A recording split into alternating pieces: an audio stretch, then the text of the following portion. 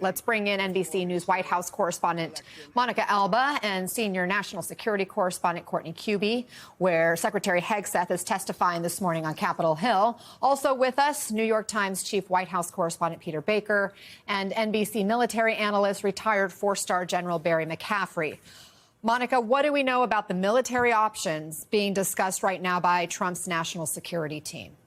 Well, we know that there was a lengthy meeting yesterday in the Situation Room, Anna, with the president and his top national security advisors, where he was presented with and they discussed a range of options. And this would include everything from continuing to do what the U.S. is doing now, which is to provide Israel with this defense support as they continue to intercept missiles and drones from Iran, or go on the offensive and try to join Israel in providing some kind of military support with strikes in Iran, specifically targeting those outstanding nuclear facilities. And that is something, of course, that the president was maybe hinting at with some of his social media posts yesterday. And then there's another option, which is a combination of helping Israeli jets potentially to refuel or from other supportive positioning. And there's also the option, the president says, of, again, doing nothing at all. And that is what he just spoke to in this lengthy Q&A with reporters on the South Lawn, where he said, quote, "I may do it, I may not," when he was asked if he had made a decision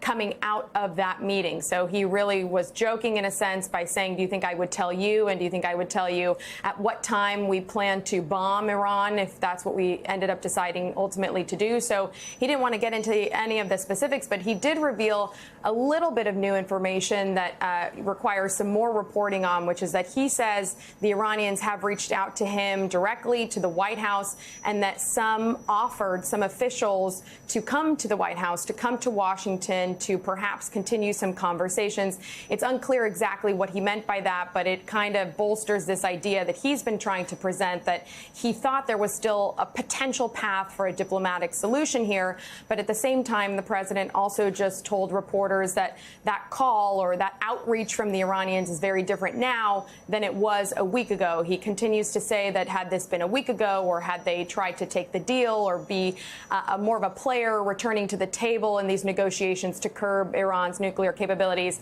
that maybe some sort of outcome could be reached. But he's saying short of that now, with the fire that's been exchanged between Israel and Iran over the last 5 or 6 days, that seems less likely. And then he went into a lot of other tangents about the Fed chair, about immigration, and about what he's out there to do, which is to witness this installation of a new flagpole that's going to be going on the South Lawn and on the North Lawn. And he indicated he might be taking more questions later when they actually are going to raise the flag up there on it. Okay, let's focus back on Iran here now. General McCaffrey, one reason for potential U.S. involvement is to hit Iran's deep underground nuclear facility with a bunker buster, a capability that, as I understand it, only the U.S. really has. Talk to us about that and what that could entail.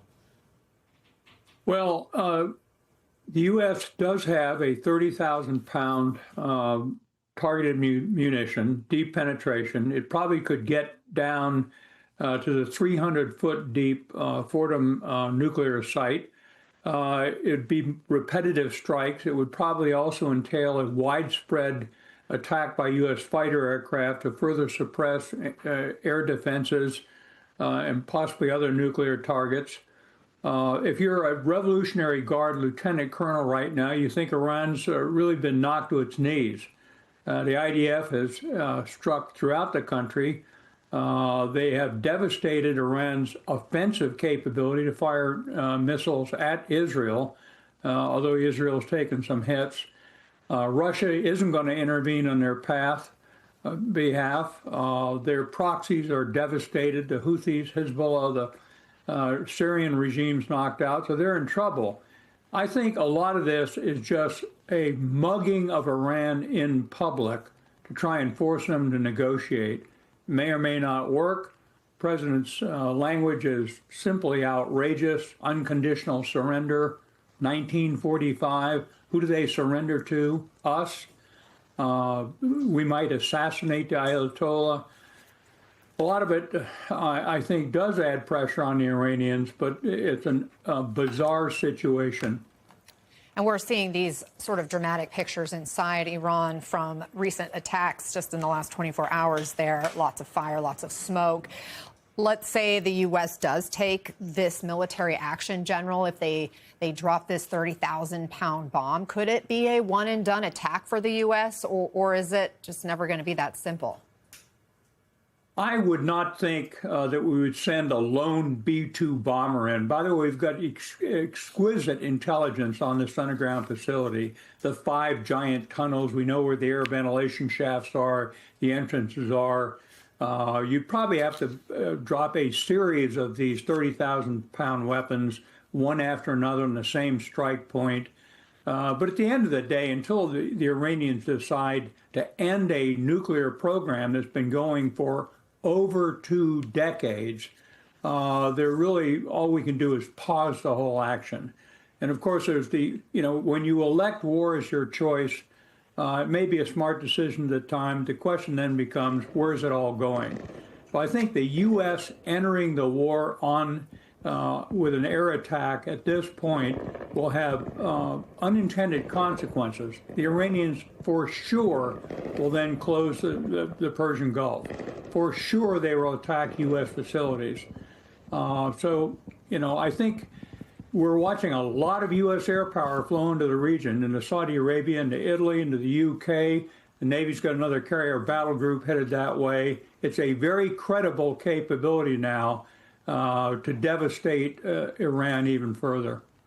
Courtney, you're there on the Hill monitoring this hearing with the Defense Secretary in front of the House, or rather Senate Armed Services Committee. Has he addressed the White House's thinking on a potential Iran strike? Not really, although, I mean, candidly, I've been standing here for a bit, so I've missed the last several minutes. But before we went on the air here, he had not addressed it. Look, the reality is, Anna, we expect him to get questions about it. And the big question is, as Monica and General McCaffrey have laid out, is will the U.S. military get involved? So at this point, we don't have an answer to that.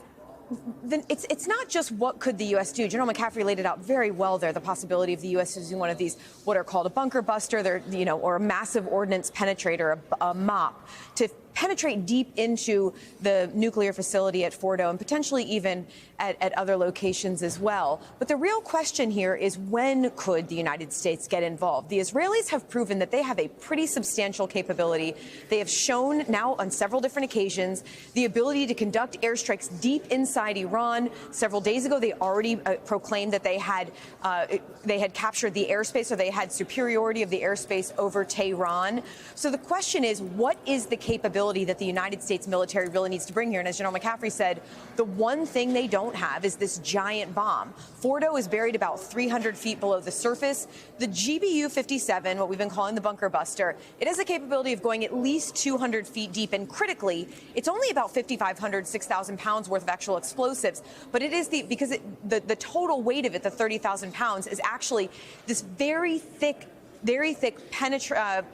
strong alloy that's able to penetrate deep into the ground without allowing the explosives to detonate. The U.S. is the only one who not only has the ability to, or has the bomb itself, but has the ability to employ it with these B-2 bombers. The question is there anything else the Israelis need in addition to that? We don't have the answer yet, Yana.